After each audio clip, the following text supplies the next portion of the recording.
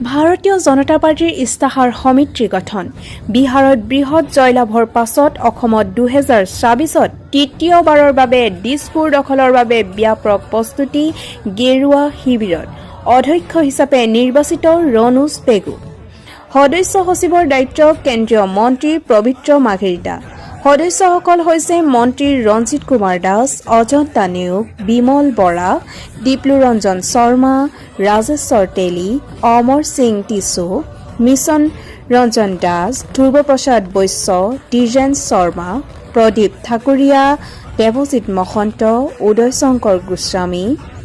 Mihineswar Basumatary Nath Bora Kankana Goswami সৌমাংকৰ Brahma Bhaskar পাপুকন Gogoi.